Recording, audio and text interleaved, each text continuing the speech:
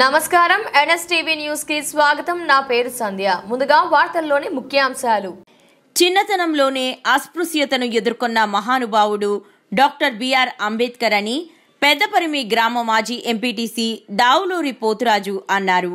సోమవారం భారత రాజ్యాంగ నిర్మాత డాక్టర్ బిఆర్ అంబేద్కర్ 134వ జయంతి ఉత్సవములలో భాగంగా తాటికొండ నియోజకవర్గ పరిధిలోని పెద్దపరిమి గ్రామంలో కమ్యూనిటీ హాల్ వద్ద డాక్టర్ బిఆర్ అంబేద్కర్, భారతదేశ మాజీ ఉప ప్రధాని డాక్టర్ బాబు జగ్జీవన్ రామ్ విగ్రహాలకు పూలమాలలు వేసి ఘనంగా నివాళులర్పించారు. బిఆర్ అంబేద్కర్ గారి జయంతి కార్యక్రమం జరుపుకుంటూ ఉన్నాం. ముఖ్యంగా ఆయన ఒక వర్గ నాయకుడు కాదు, ఆయన ప్రజలందరి నాయకుడు. ఆయన పేద ప్రజలు ఆశాజ్యోతి. ఆయన భారత రాజ్యాంగం ఆనాడు రాశాడు. ఆయన చాలా చిన్నతనంలో చాలా బ్రహ్మాండంగా చదువుకొని విదేశాలు కూడా ఆయన పోయి విదేశాల్లో కూడా చదువుకొని మంచి వక్తగా ఎదిగాడు. ఆయన అనేకమైన సంక్షేమ కార్యక్రమాలు చేశాడు. కేంద్ర మంత్రిగా కూడా, భారతదేశానికి న్యాయశాఖ మంత్రిగా కూడా ఆయన పనిచేశాడు. ఆయన సేవలు మన భారతదేశం మొత్తం మీద చేశారు. ఆయన రాజ్యాంగం రాశాడు. ఏది ఎక్కడ ఉండాలా, పోలీసుడు ఏం పని చేయాలా, రైతు ఏం పని చేయాలా, కార్యకర్త మన లాయర్ ఏం పని చేయాలని చెప్పి ఒక రాజ్యాంగం రాశాడు. ఆయన రాజ్యాంగం ప్రకారమే మనం ఆంధ్రప్రదేశ్ కానీ మన భారతదేశం కానీ ఉందంటే ఆయన రాజ్యాంగంలోని పాయింట్లు అని చెప్పి మీ అందరికీ నేను తెలియజేస్తా ఉన్నా. ఆయన ఒక సామాజిక వర్గానికి చెందినవాడు కాదు, ఆయన అందరికీ సంబంధించిన మనిషి అని చెప్పి తెలియజేస్తూ నేను విరమించుకుంటా ఉన్నాను.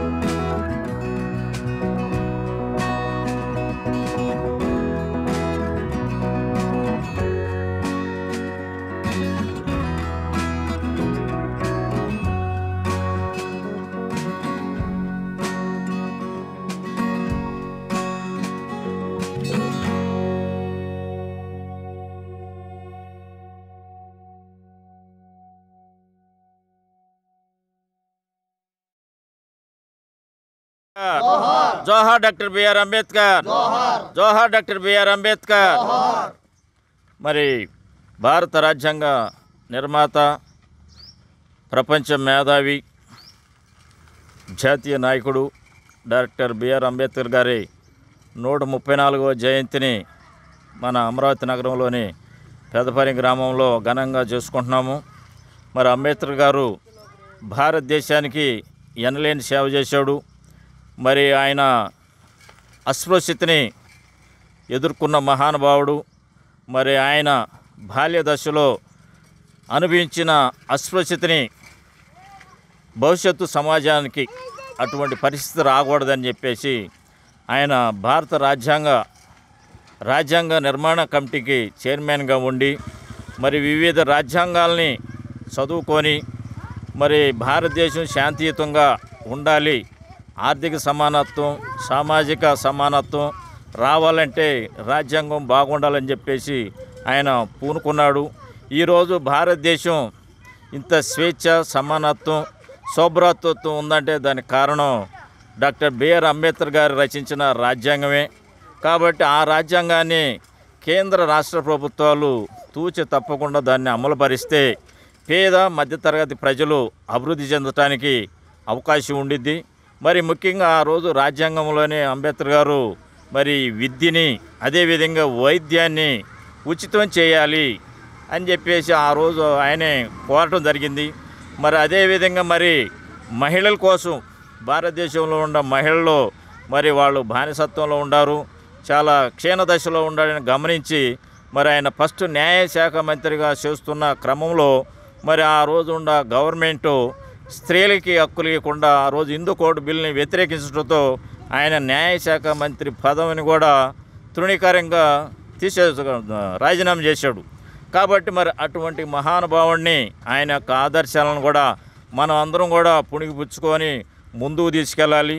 మరి మన యొక్క పిల్లల్ని ముఖ్యంగా చదువు వైపు దృష్టి పెట్టించి అందరిని కూడా ఉన్నతమైన చదువుల్ని తీసుకెళ్ళి ఆర్థికంగా అభివృద్ధి చెందినప్పుడే మన దేశం స్వావలంబనంగా ఉంటుంది.